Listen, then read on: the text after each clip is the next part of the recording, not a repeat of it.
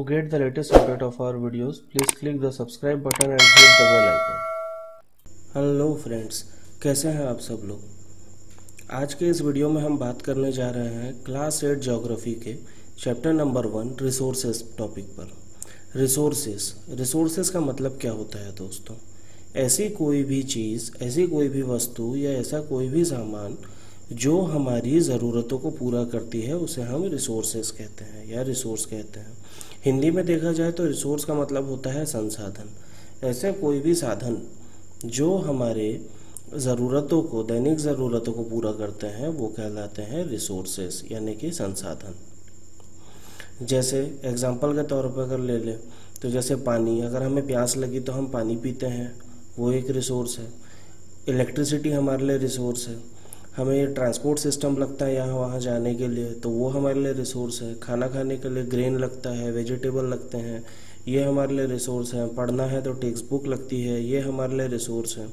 तो जो भी चीज़ हम जब हमारी ज़रूरतों के वक्त इस्तेमाल करते हैं उसे हम क्या कहते हैं? रिसोर्सेज कहते हैं। अब देखिए, जैसे वाटर, इलेक्ट्रिसिटी, रिक्शा, वेजिटेबल या टेक्स्ट बुक, ये इनमें से कोई भी चीज़, इनमें कॉमन क्या है? तो इनमें कॉमन है इनका उपयोग। हम इन्हें उपयोग करते हैं, हम इन्हें इस्तेमाल करते हैं। तो किसी भी वस्तु की या किसी भी सामान की उपयोगिता, या हम कह सकते हैं कि उसका इस्तेमाल, उसे रिसोर्स यानी उसे संसाधन बनाते हैं। हमें कैसे पता पड़ेगा? आगे अगर हम देखें तो हमें कैसे पता पड़ेगा कि कोई सामान हमारे लिए रिसोर्स है या नहीं है? तो हमें किसी भी सामान की उपयोगिता उसकी कीमत से पता पड़ती है, यानी उसकी वैल्यू से पता पड़ती है। वैल्यू का मतलब होता है कीमत, वर्थ, है ना। तो कुछ रिसोर्सेज ऐसे होते हैं जिनकी इकोनॉमिक वैल्यू होती है, यानी जिनकी पैसों में वैल्यू होती है। जैसे हम कह सकते हैं कि जैसे मेटल, धातु जो होता है, मेटल की अपनी एक इकोनॉमिक वैल्यू है। उसका इस्तेमाल तो हम करते हैं लेकिन उसकी अपनी एक इकोनॉमिक वैल्यू है। वहीं पे हमारे नेचर में कई सारे ऐसे सीनरीज होती है, कई सारी ऐसी जगह है, सीनरीज हैं जो कि फ्री ऑफ कॉस्ट हमें देखने मिलती है, उनकी कोई वैल्यू नहीं होती, पर ये दोनों हमारी नीड को सेटिस्फाई करती है, दोनों हमारी ज़रूरतों को सेटिस्फाई करती है। कुछ रिसोर्स ऐसे होते हैं जो इकोनॉमिकली वैल्यूएबल, समय के साथ साथ वो वैल्यूएबल, यानी वो समय के साथ साथ उनकी कीमत बढ़ते जाती है। जैसे हम कह सकते हैं कि दादी माँ के नुस्खे जिनकी कोई कमर्शियल वैल्यू नहीं है आज की तारीख में, है ना। जैसे हमें खांसी हो गई, अदरक खाना चाहिए, बड़े कहते हैं, तो इनकी कोई कमर्शियल वैल्यू नहीं है। लेकिन इसी को अगर कोई मेडिसिन कंपनी अपना पेटेंट बना के, यानी अपनी इन्वेंशन बना के अगर वह बेचती है मार्केट में, तो वही दवाइयाँ जो होती है वो पैसों से बिकती है, यानी उसकी इकोनॉमिक वैल्यू बढ़ जाती है, उसकी कमर्शियल वैल्यू बढ़ जाती है। जैसे जैसे समय बदलता जाता है, टेक्नोलॉजी में भी चेंजेस आते हैं। तो टाइम एंड टेक्नोलॉजी, ये जो दो इम्पोर्टेंट फैक्टर हैं किसी भी सामान को या किसी भी वस्तु को रिसोर्स बनाने के, both are related to the need of the people. और ये दोनों चीज़ जो होती है, टाइम, टेक्नोलॉजी, ये दोनों फैक्टर जो होते हैं, ये इंसान की ज़रूरतों से रिलेट करते हैं, इंसान की ज़रूरतों से बंधे होते हैं। इंसान खुद अपने आप में एक बहुत बड़ा इम्पॉर्टेंट रिसोर्स होता है ना। It is their idea, knowledge, invention and discovery that lead the creation of more resources. तो ये इंसान का दिमाग ही है, ये इंसान की चालाकी है, हम कह सकते हैं ये इंसान का नॉलेज ही है, उनके नॉलेज है, उसका इम्पोर्टेंस है, या वो अपनी इन्वेंशन है, उसकी खोज है, जो कि उसके क्रिएशन को एक रिसोर्स में कन्वर्ट करती है ना। हर इन्वेंशन या हर खोज, हर डिस्कवरी जो होती है उसकी, वो क्या करती है? वो उसके सामान को रिसोर्स में कन्वर्ट करती जाती है। और इसी से क्या होता है? एक अच्छा रिजल्ट हमें देखने मिलता है फ्यूचर में, या एक अच्छी टेक्नोलॉजी हमें देखने के लिए मिलती है फ्यूचर में।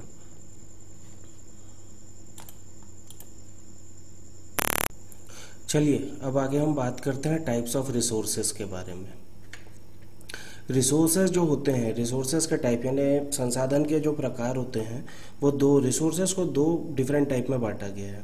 पहला तो होता है आपका नेचुरल रिसोर्सेज और दूसरा होता है आपका मैन मेड रिसोर्सेज। अब ये नेचुरल रिसोर्सेज होता क्या है? तो नेचुरल रिसोर्सेज अगर हम देखें तो resources that are drawn from the nature, यानी ऐसे रिसोर्सेज जिन्हें नेचर से की हेल्प से या नेचर से बिना किसी मॉडिफिकेशन के लिया गया है, उसे हम कहते हैं नेचुरल रिसोर्सेज यानी नैसर्गिक संपदा। तो एयर वी ब्रीथ, जैसे हवा हो गई, पानी हो गया, है ना, या मिट्टी हो गई, ये सब क्या है? Natural resources. क्यों? क्योंकि ये हमें नेचर से मिलते हैं। Many of this resources are free gifts of nature and can be use directly. और बहुत सारे ऐसे रिसोर्सेज हैं जो कि फ्री गिफ्ट होते हैं नेचर के, और वो हम डायरेक्टली इस्तेमाल कर सकते हैं। In some cases tools and technology may needed to use natural resources in best possible way. और कुछ ऐसे केसेस होते हैं जहाँ पे, यानी कुछ ऐसे स्पेशल केसेस होते हैं जहाँ पे हमें टेक्नोलॉजी की मदद लेनी पड़ती है ताकि हम उस नेचुरल रिसोर्स का बहुत ही अच्छे तरीके से इस्तेमाल कर सकें। अब ये जो नेचुरल रिसोर्सेज होते हैं, इन्हें भी हम टोटल 4 डिफरेंट कैटेगरी में या डिफरेंट ग्रुप्स में हम कह सकते हैं डिवाइड करते हैं। पहला तो होता है level of development and use, यानी उसके लेवल डेवलपमेंट और यूज़ के बेसिस पर, या उसके ओरिजिन के बेसिस पर, या उसके स्टॉक के बेसिस पर, या हम कह सकते हैं उसके डिस्ट्रीब्यूशन, यानी ओरिजिन यानी वो कहाँ से आया है, स्टॉक यानी उस कितनी क्वांटिटी में वो अवेलेबल है नेचुरल रिसोर्स, और डिस्ट्रीब्यूशन यानी वो कहाँ कहाँ बटा हुआ है। इसके बेसिस पर हम उसे डिफरेंट ग्रुप में डिवाइड करते हैं। हम देखें तो पहला जैसे हमारा level of development and use है ना, इस ग्रुप के हिसाब से अगर हम देखें तो ये डिवाइड होता है 2 पार्ट में। पहला तो होता है आपका एक्चुअल रिसोर्स और दूसरा होता है आपका potential resource. Actual resource exactly होता क्या है? तो एक्चुअल रिसोर्स का अगर आप देखते हैं तो एक्चुअल रिसोर्स का मतलब होता है ये उन तरीके के रिसोर्स होते हैं जिनकी क्वांटिटी हमें ऑलरेडी पता होती है। ये एक क्वांटिटी है, एक पर्टिकुलर इतनी क्वांटिटी में ये रिसोर्स यहाँ पे अवेलेबल है ना, और ऐसे रिसोर्स हम प्रेजेंट में यानी वर्तमान में इस्तेमाल कर रहे हैं, यानी अभी इस्तेमाल कर रहे हैं। पोटेंशियल रिसोर्स एग्जैक्टली क्या होता है? तो पोटेंशियल रिसोर्स ऐसे टाइप के रिसोर्स होते हैं जिनके होने की क्वांटिटी हमें पता नहीं होती, है ना, और इन रिसोर्स को हम प्रेजेंट में तो इस्तेमाल नहीं कर सकते, पर हम इन्हें फ्यूचर में हो सकता है हम इन्हें इस्तेमाल करें। तो ऐसे रिसोर्स को हम कहते हैं पोटेंशियल रिसोर्स। तो आपको समझ में आ गया एक्चुअल रिसोर्स और पोटेंशियल रिसोर्स एग्जैक्टली होता क्या है। एक्चुअल रिसोर्स वो रिसोर्स होते हैं जिनकी क्वांटिटी हमें पता होती है, और पोटेंशियल रिसोर्स वो रिसोर्स होते हैं जिनकी क्वांटिटी हमें पता नहीं होती। एक्चुअल रिसोर्स को हम प्रेजेंट में इस्तेमाल कर सकते हैं, और पोटेंशियल रिसोर्स जो होता है उन्हें हम फ्यूचर में इस्तेमाल करते हैं। अब बात करते हैं हम इसके ओरिजिन के बारे में। तो ओरिजिन एग्जैक्टली है क्या? तो ओरिजिन को भी 2 पार्ट में डिवाइड किया गया है। पहला है आपका अबायोटिक रिसोर्सेज और सेकंड है आपका biotic resources. Abiotic resources exactly क्या होता है? तो अबायोटिक रिसोर्सेज का मतलब ये ऐसे रिसोर्सेज होते हैं जिनमें लाइफ नहीं होती, यानी कि ये नॉन लिविंग रिसोर्स होते हैं, यानी नॉन लिविंग होती है, इनमें लाइफ नहीं होती, जान नहीं होती। एग्जाम्पल के तौर पर जैसे सॉइल जो कि नेचुरल रिसोर्स है लेकिन सॉइल में जान नहीं होती है। रॉक जो कि नेचुरल रिसोर्सेज है लेकिन इनमें जान नहीं होती। मिनरल ये भी नेचुरल रिसोर्सेज नेचुरली अवेलेबल है लेकिन इनमें लाइफ नहीं होती है। ऐसे रिसोर्सेज को हम अबायोटिक रिसोर्सेज कहते हैं। बायोटिक रिसोर्सेज किन्हें कहते हैं? ऐसे रिसोर्सेज जिनमें जान होती है, ऐसे रिसोर्सेज जिनमें जान होती है, या हम कह सकते हैं ये लिविंग रिसोर्सेज होते हैं, जैसे कि प्लांट्स और एनिमल। प्लांट नेचुरली अवेलेबल है लेकिन इनमें लाइफ होती है, एनिमल नेचुरली अवेलेबल है, इनमें भी लाइफ होती है। अब हम आते हैं स्टॉक। लेवल ऑफ स्टॉक यानी depending on the stock natural resource को डिवाइड किया गया है 2 टाइप में, है ना। पहला है आपका रिन्यूएबल रिसोर्स, दूसरा होता है नॉन रिन्यूएबल रिसोर्स। तो रिन्यूएबल रिसोर्स क्या होता है?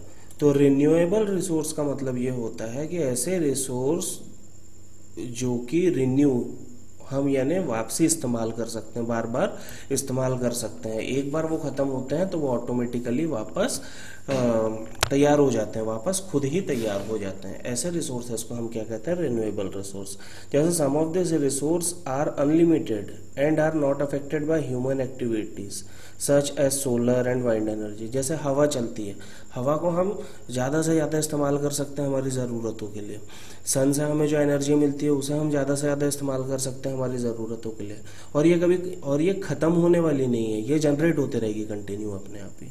पर कुछ ऐसे रिसोर्सेज होते हैं जो कि एग्जैक्टली हम कह सकते हैं रिन्यूएबल रिसोर्स तो होते हैं, पर हम कहीं ना कहीं हमारे अनलिमिटेड यूज़ के कारण इनकी शॉर्टेज पड़ जाती है कई बार, है ना। जैसे कि वाटर हो गया, सॉइल हो गया, फॉरेस्ट, इनके स्टॉक में क्या आ सकता है, अफेक्ट हो सकता है, इनके स्टॉक में कमी आ सकती है यदि हम इन्हें ज़रूरत से ज़्यादा इस्तेमाल करने लगे तो।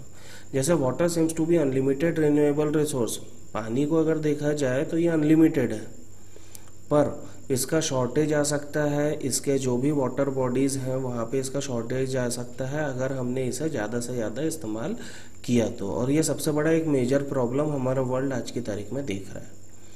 नॉन रिन्यूएबल रिसोर्स क्या होते हैं, ऐसे रिसोर्स जिनके लिमिटेड स्टॉक होते हैं, जिनकी मात्रा बहुत लिमिटेड होती है ना।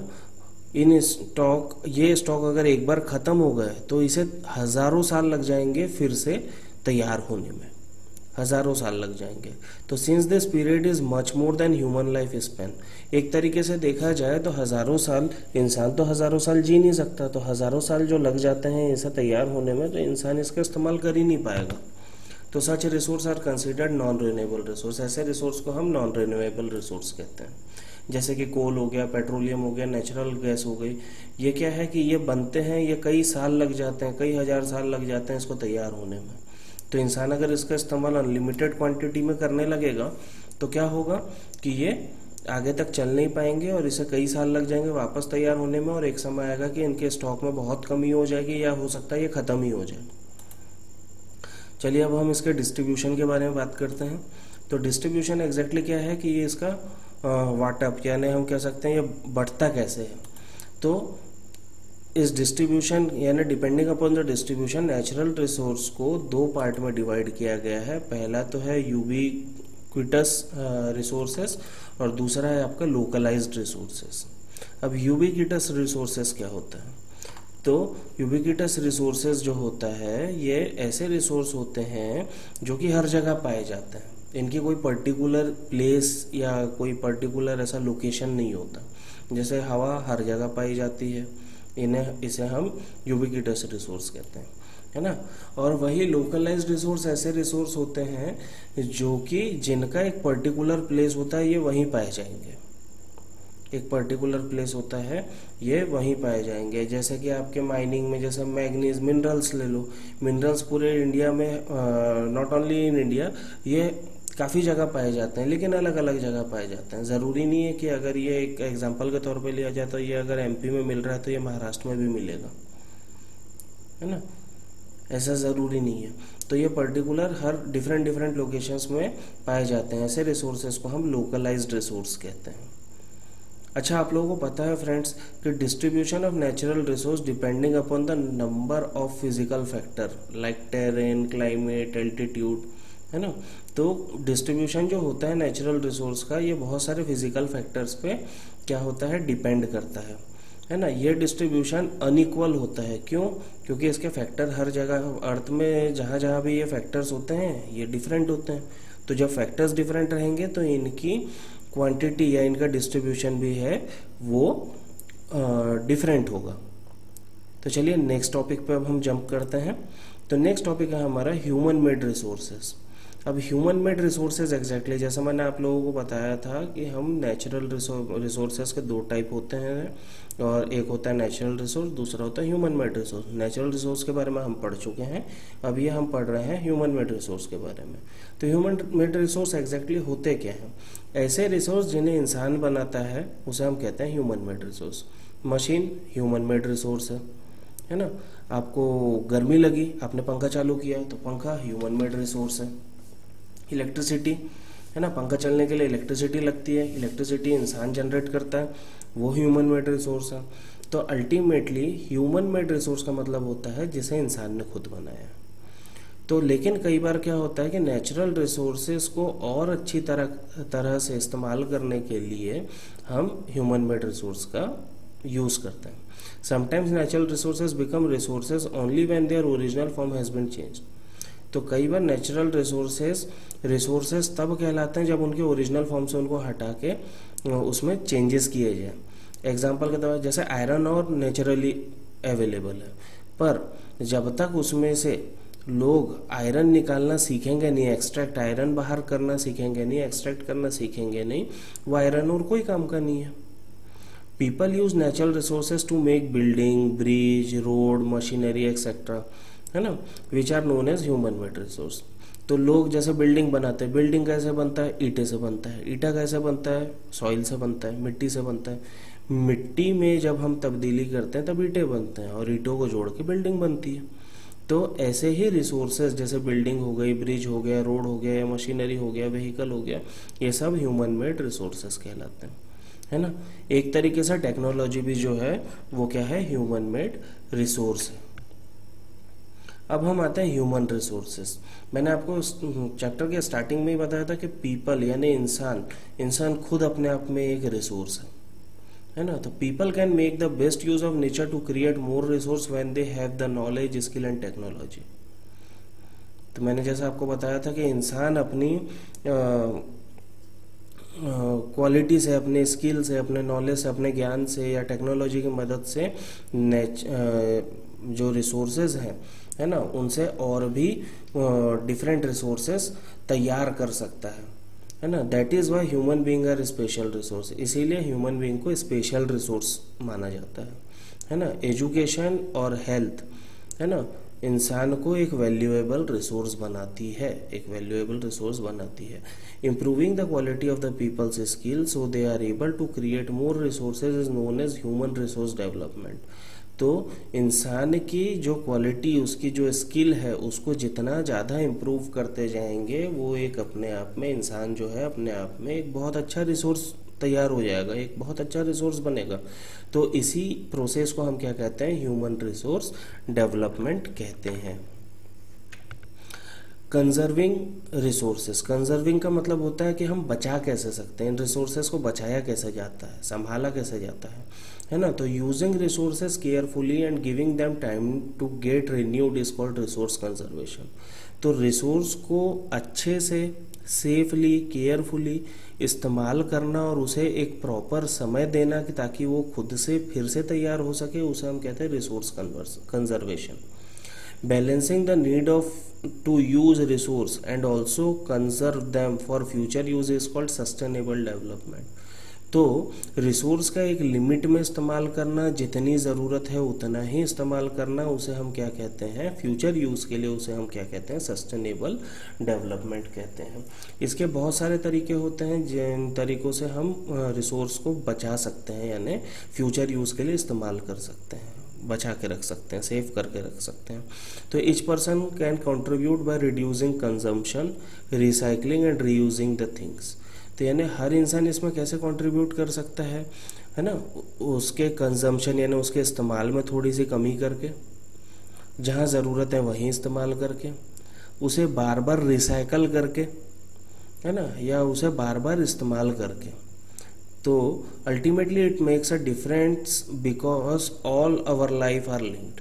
और ये जो है, अगर वो ऐसा करता है तो आने वाले कई साल तक हम इन रिसोर्सेस को बार बार इस्तेमाल कर सकते हैं, जिससे हमारी जो बेसिक नीड्स है या डेली नीड्स है या एक तरीके से हमारी जो नीड है वो सेटिस्फाई होगी। क्यों? क्योंकि हमारी लाइफ एक दूसरे से जुड़ी हुई है। रिसोर्सेस रहेंगे तो उनका इस्तेमाल करके हम आगे बढ़ पाएंगे, हम आगे बढ़ेंगे तो रिसोर्सेज बन पाएंगे। तो इस चैप्टर के कंक्लूजन में हमने पूरा अगर देखा जाए तो इस पूरे चैप्टर का सार क्या है, उस पूरे चैप्टर का कंक्लूजन क्या है, ये चैप्टर से हमें क्या सीखने मिला। The future of our planet and its people is linked with our ability to maintain and preserve the life support system that nature provides. Therefore, it is our duty to ensure that. तो हमारे जो planet का जो future है और यहाँ रहने वाले लोगों का, इस प्लैनेट में रहने वाले जो लोग हैं उनका जो फ्यूचर है वो हमारी एबिलिटी पे डिपेंड करता है कि हम हमारे लाइफ सपोर्ट सिस्टम जो हमें नेचर देता है उसको कितने अच्छे तरीके से इस्तेमाल कर सकते हैं और मेंटेन करके रख सकते हैं। और ये हमारी मीन्स ड्यूटी भी है, हमारा फ़र्ज़ भी है ये। अब हमें क्या ध्यान में रखना चाहिए, हमें इनको किस तरीके से हम इन्हें बचा के रख सकते हैं। तो all usages of renewable resources are sustainable. फिर उसके बाद आता है आपका the diversity of life on the earth is conserved, यानी जो लाइफ अर्थ में जो लाइफ है वो जो उसमें जो डिफरेंस है, यानी डिफरेंट लाइफ जो है, यानी एनिमल हो गए, प्लांट हो गए, ह्यूमन बींग्स हो गए, ये सब कंजर्व्ड हैं। Then the damage to natural environment system is minimised, और हमें ये इंश्योर करना चाहिए कि हम कम से कम नेचुरल एनवायरनमेंट सिस्टम को डैमेज करें, या एक्चुअली करना ही नहीं चाहिए, पर कई बार हम मजबूर हो जाते हैं कि हमें वो इस्तेमाल करना पड़ता है, जिसके लिए वो थोड़े डैमेज हो जाते हैं। और इसी के साथ इस चैप्टर को हम यहीं ख़त्म करते हैं दोस्तों। उम्मीद करता हूँ आपको ये मेरा वीडियो बहुत पसंद आया होगा, और अगर आपको ये पसंद आया तो प्लीज़ हमें कमेंट में आप ये नोट बताएं, और हमारे आने वाले वीडियो के लिए हमारे चैनल को सब्सक्राइब करें। Thank you very much.